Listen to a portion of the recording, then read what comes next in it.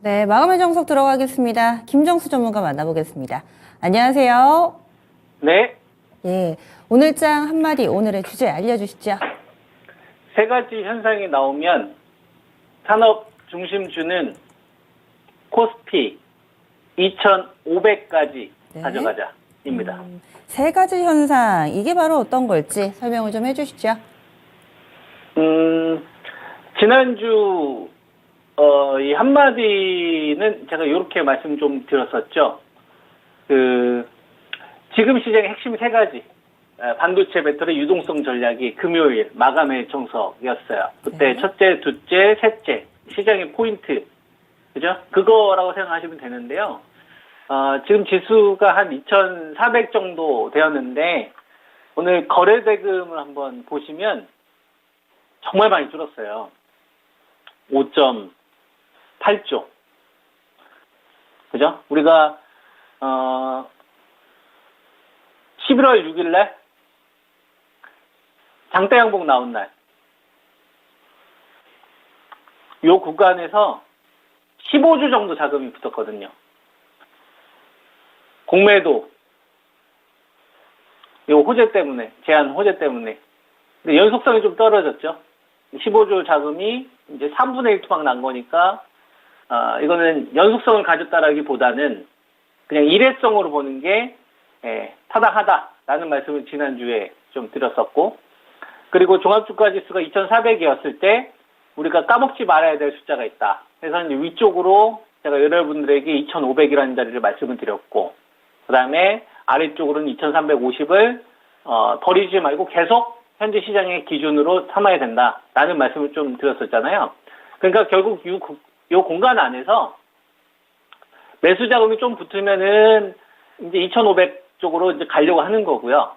그 다음에 좀 차익실현 욕구가 강하거나 경계 매물이 좀 있는 구간이다. 조금 더 자금을 회수하겠다라고 생각을 하게 된다면 2,300 언저리 이 부분까지 다가오려고 하는 거구나. 그래서 현재 시장의 어떤 이 박스 기준을 현재 코스피 종합주가지수 기준으로 보면은 한 2,350에서 한 2,500선 정도까지 이 정도를 일단 1차로 놓고, 그리고 나서 이때 상황을 보고 이 각각 지수밴드 자리가 왔었을 때 이 상황을 보고 나서 그 다음에 뭐 목표치를 높일지 낮출지 그때 가서 좀 판단하는 게 합리적이지 않겠느냐, 이런 말씀을 좀 드릴 수 있을 것 같고, 지금 보면 전체적으로 상승하는 종목보다는 하락하는 종목이 많아요. 그리고 오늘 시장을 보면 삼성전자나 그 다음에 SK 하이닉스나 멀쩡하단 말이에요. 그죠? 그 다음에 LG 에너지 솔루션, 배터리 중심주들 보면 LG 에너지 솔루션 한 1%대, 한 보합 이상의 흐름을 보이지 않습니까? 그 다음에 포스코 홀딩스 같은 경우도 오늘 한 1%대. 그러니까 한 지수 정도 수익률이 나오는 거죠. 그 다음에 이제 현대차나, 그 다음에 뭐 삼성 바이오로직스나 뭐 셀트리온 정도도 보면 시장에서 어떤 급격한 어떤 이탈이 된다거나 이런 것보다는 현재 시장에서 평균 정도는 만들어 주려고 하는 이런 흐름들이 많이 보이는데, 근데 다른 한편에서는요, 또 다시 폭탄이 시작되고 있어요. 코인테크 오늘 또 신저가 흐름을 좀 보이고, 뭐 필에너지 오늘 신저가고, 신저가 나오거나 직전 저점을 깨는 주식이 많이 나오죠. 그러니까 중심주들은 좀 멀쩡한데, 오늘 같은 거 보면 ISC 같은 경우도 한미반도체 실적 부진 때문에 한 12%짜리 폭락 나오고, TSK도 한 12%짜리 급락 흐름 나오고, 그죠? 그 다음에 오늘 시장에서 다른 주식들을 보면 뭐 네오이지 같은 애들 또 10% 폭락 나오고, 두산노보, 그 다음에 뭐 펄어비스 이런 주식들도 또 신저가 나오고, 그죠? 영풍대지도 뭐 큰 사고를 쳤던 기업이니까 이 주식들 또 신저가가 나오고. 그래서 잘 보면 지금 시장은 되게 평온한 것 같지만 시즌2가 시작되고 있지 않나. 여기서 이제 시즌2라는 거는 어떤 걸 의미를 하는 거냐면, 우리가 한 5월달 정도 생각하시면 될 것 같은데요. 우리가 2023년도 5월달에 코스피 지수가 2,500에서 2,650까지 갔었을 때, 자금이 붙지 않은 상태에서 간 적이 있어요. 그러니까 지수는 가요. 지수는 가는데, 중심주를 제외한 비중심주들 같은 경우에는 지수가 가는데 소외받거나 신저가 나오는 종목들이 많았거든요. 그래서 요 구간에는 가는 주식들만 갔어요. 그래서 중심주를 하지 않으면은 지수가 반등이 나와도 올해 저점이 깨지는 주식들이 많이 발생이 됐다 이거죠. 이게 시즌 1이라고 한다면, 그죠? 이게 시즌 1이라고 한다면, 요번에는 또 시즌 2가 진행되고 있지 않나. 이게 무슨 얘기냐? 그러니까, 코스피 지수가 2,400선 정도 됐는데, 2,350하고 2,500을 놓고, 요 구간에서 반등이 나오더라도, 그죠? 반등이 나오더라도, 만약에 매수 대금 자체가 뭐 10조, 12조, 14조, 이런 식으로 증가하면 좋겠는데, 증가하지 않고 만약에 뭐 8조, 7조, 뭐 9조, 6조, 요 정도. 그러니까 자금이 증가하지 않은 상태에서 감소되는 흐름이 나오면 지수는 설사 반등이 나와도 산업 중심주는 반등이 나와도 신저가 나오거나 그다음에 역실적 나오거나 이익의 증가치가 떨어지는 업체들은 더욱더 소외될 수 있는 이런 시즌2로 가려고 하지 않나. 이렇게 현재 시장이 저는 보입니다. 그래서 주식 투자하시는 분들은 제가 올해 5월 달에 여러분들한테 그런 말씀을 좀 드린 적이 있어요. 돈의 양이 줄어들수록 더 중심주로 가야 된다. 그래서 그거 실천하신 분들은 결과치가 되게 좋았죠. 완전히 시장에서 중심주가 됐으니까. 그죠? 대신 그걸 무시하셨던 분들은 굉장히 고통스러웠을 겁니다. 왜냐하면 중심주들이 2배 터졌을 때 비중심주들은 뭐 반토막 난 주식들도 쓰도록 했었으니까요. 마찬가지다 이겁니다. 지금 현재 코스피 지수 기준으로 보면 시청자분들이 가지고 있는 포트를 분명히 점검을 해야 될 거라고 저는 생각을 합니다. 전저점이 깨지는 주식이 있을 거고요. 전저점을 높여가는 주식이 있을 거예요.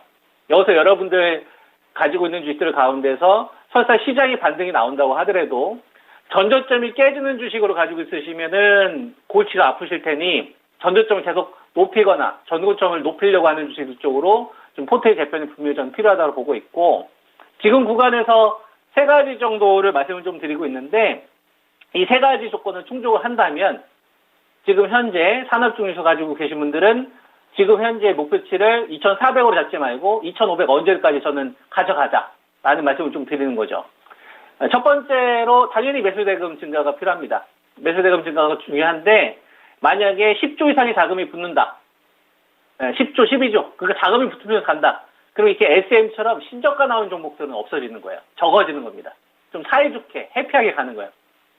모두가 사이좋게, 해피하게 반등이 나오는 건데, 만약에 신규 자금이 붙지 않은 상태에서 만약에 2,500을 간다. 2,490으로 간다.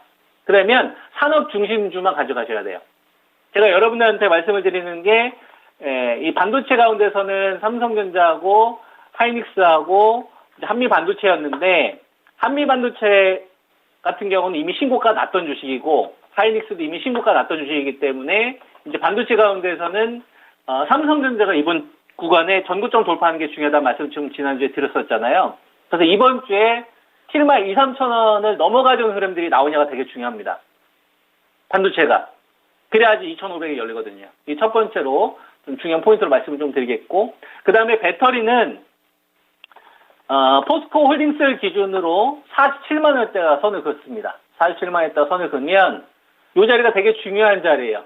포스코 홀딩스의 체제 개선 되기 전과 후의 기준 자리이기 때문에, 이 구간에서는 시장이 흔들려더라도 매수 관점을 유지를 합니다. 팔지 않습니다. 가져가는 거예요. 얼마까지? 2,500대 갈 때까지. 파는 거 아니에요. 어떤 종목만? 4종목만. 배터리는 4종목입니다. 중심주로 이야기해드린 게. 포스코홀딩스가 47만 원을 만약에 회복을 한다. 이걸 보는 거예요. 그러면 그 다음에는 LG 에너지 솔루션과 이익이 좁혀질 거고, 그 다음에 에코프로하고, 그 다음에 포스코 퓨첸, 얘네들 정도만, 뭐 급등은 아니라고 하더라도 저점이 좀 스탑돼서 조금씩 높여주려고 하는 신호만 나온다.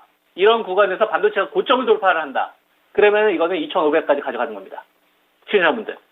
어떤 주식은? 산업 중심주는. 무슨 말 이해되시죠? 이렇게 일단 첫 번째 전략을 세우시고요. 만약에 2,500이 있지만 2,350 기준으로 말씀을 좀 다시 이 구간에 떨어지게 되면 누가 흔들릴까요? 반도체가 흔들릴 수도 있고, 배터리가 흔들릴 수도 있고, 뭐 자동차가 신저가 나올 수도 있고, 뭐 여러 가지 경우가 있을 수 있죠. 바이오가 또 흔들릴 수도 있고.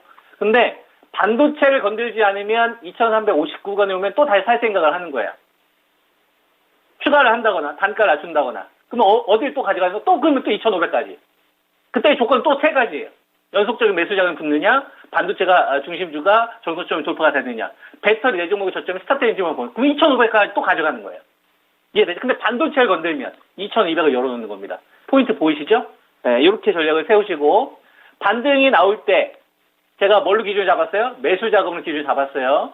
10조, 12조, 14조면 모두가 해피한 거고 만약에 8조, 9조로 나오면 적은 자금으로 올라가면 어떤 흐름이 나오겠어요? 가는 종목만 가겠죠. 무슨 말인지 이해되시죠? 그래서 세 가지 현상이 나왔을 때 산업중심주는 2,500까지 가져가는데 여기서의 포인트, 제가 매수 자금 잡아드렸고 반도체가 시장 중심이고 벡터의 4종목입니다. 다른 종목 아니에요. 4종목의 저점 스탑. 요 조건을 여러분들이 체크하시면서 대응하시면 되지 않겠느냐 이런 말씀을 드리겠습니다. 네. 네, 알겠습니다. 고맙습니다. 네, 감사합니다. 예. 지금 자금이 좀 메말라 붙어 있습니다. 이 부분에서 약점이 있고 따라서 우리가 종목을 더 압축하고 해서 중심주 위주로의 대응 전략이 필요하다. 김정수 전문가 의견이었습니다. 준비한 내용 여기까지입니다. 다양한 투자 판단에 대한 도움 말씀드렸고요. 종목의 상승 하락을 보장하지는 않습니다. 시장도 춥고요. 그리고 날씨 많이 춥습니다. 건강 관리 유의하시고요. 내일 아침에 다시 찾아뵙도록 하겠습니다. 함께해 주신 여러분 고맙습니다.